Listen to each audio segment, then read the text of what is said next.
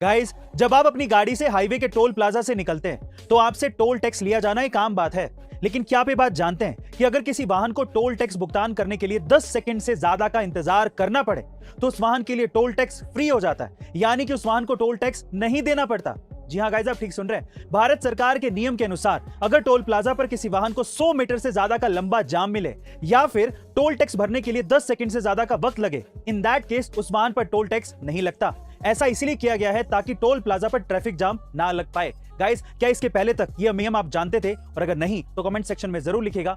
अमेरिकी जांच agency FBI के सीक्रेट दस्तावेजों से एक बार फिर से एलियन के अस्तित्व की बात सामने आ रही है और कहा यह जा रहा है कि एक UFO 27,000 मील प्रति घंटे की रफ्तार से दुर्घटनाग्रस्त हो गया था।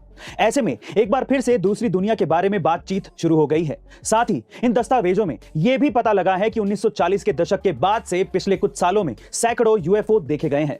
माना यह भी जा रहा है कि अमेरिका के पास एलियन से जुड़े सारे दस्तावेज हैं जिसकी मदद से वे उनसे संपर्क करने की कोशिश कर रहे हैं। इलेक्ट्रिक कार्स के साथ सबसे बड़ी समस्या डिस्चार्ज होने पर उसे टाइम टू टाइम चार्ज करने की है और ये बहुत बड़ी हेडेक है। लेकिन नीदरलैंड की एक कंपनी लाइट ईयर्स ने इस समस्या का समाधान निकाल लिया है।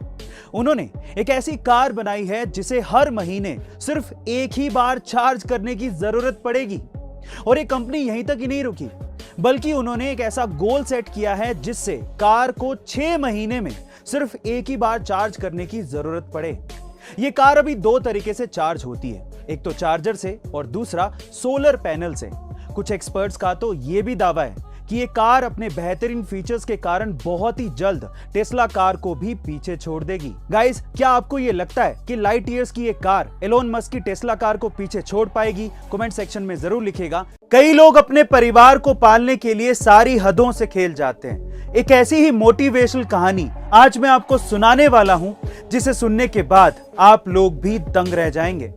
ये कहानी है एक बच्चे की जिसका नाम है गोपाल कृष्ण, जो कि अपने दिव्यांग माँ बाप और छोटे भाई बहन का पेट पालने के लिए रिक्शा चलाता है।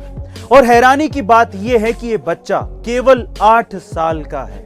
उसका कहना है कि मैं घर में सबसे बड़ा हूं, इसीलिए मुझे ही ये जिम्मेदारी उठानी होगी। गाइस, इसकी मैच्योरिटी देख रहे हो?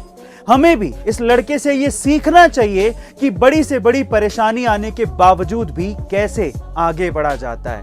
गाइस, जलवायु परिवर्तन को लेकर UN की एक बैठक चल रही थी और उसी वक्त असेंबली हॉल में अचानक से एक डायनासोर की एंट्री होती है। जी हाँ गाइस, आप ठीक सुन रहे हैं। विलुप्त हो चुके डायनासोर को देखकर हॉल में मौजूद सभी लोग डर जाते हैं।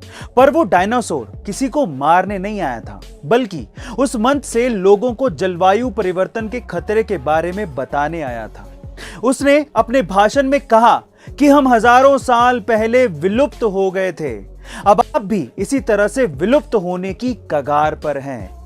असल में यह सब UN असेंबली में अवेयरनेस प्रोग्राम के तहत किया गया था। गाइस, आपको UN असेंबली का डायनासोर दिखाकर जलवायु परिवर्तन पर ध्यान खींचने का ये आइडिया कैसा लगा? कमेंट सेक्शन में जरूर लिखिएगा और ऐसे अमेजिंग वीडियोस के लिए शेयर, सब्सक्राइब एंड लाइक। मिलता है अगली वीडियो में।